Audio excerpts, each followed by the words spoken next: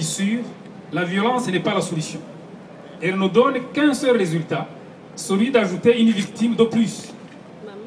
La victime de mon village actuel, Bruxelles et la Belgique, ils sont en train de l'ajouter au milieu de victimes des villages de départ. Et c'est un cercle vicieux, c'est un cercle infernal de devoir gérer la haine. Nous sommes toutes là pour nous indigner face à cette haine. Nous sommes présents pour refuser cette violence injuste. Et nous ne laisserons jamais les bras, nous ne baisserons jamais les bras avant d'épuiser toutes les voies les plus pacifiques et les plus démocratiques. Les combattants, c'est le nom des groupes de la société belge d'origine congolaise qui nous insultent, qui nous lynchent, qui nous agressent et qui cassent tout sur leur passage.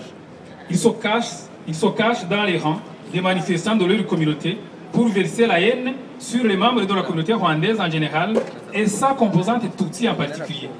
Notre communauté, regroupée au sein de nos associations, Rugari, Ibuka, Moré et les autres, a le sentiment que certaines autorités publiques belges sont laxistes et laissent faire.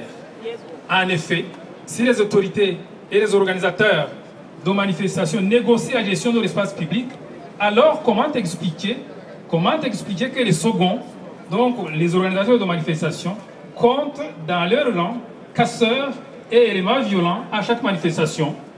Et en plus, les propos de haine, les propos racistes et xénophobes habitent et pancartes, slogans de ces manifestations et réseaux sociaux proches. Autant d'indices objectifs qui posent question. Notre communauté est venue clamer tout haut sur la scène publique l'injustice qui s'abat sur ses épaules et demande que la sécurité lui soit assurée. Quand ton fils a la mâchoire cassée, quand ta fille a une tête ensanglantée, quand ta sœur est sous mutuelle pour avoir été passée à tabac, quand réseaux sociaux et pancartes scandent les messages de haine qui te visent, tu es traversé par des sentiments de tout genre. Jamais je ne peux prétendre les qualifier. Nous sommes venus occuper l'espace public, encore une fois, pour dire à nos autorités que nous en avons marre d'être traités ou maltraités ainsi. Chacun de nous a au moins un ami, un collègue, un voisin d'origine congolaise.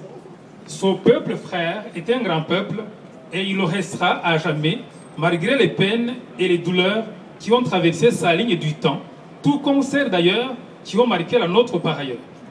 Nous avons décidé d'aller vers les entités associatives organisées de nos deux communautés vivant en Belgique afin de restaurer le dialogue et nous pencher aussi sur cette épineuse question de cohabitation harmonieuse malgré nos peines. Et nous avons une petite pensée avec les habitants du Kivu qui souffrent de la guerre injuste qui leur a été posée. Nous y sommes pour rien. En aucun cas, nous ne pouvons pas répondre de ça. Merci.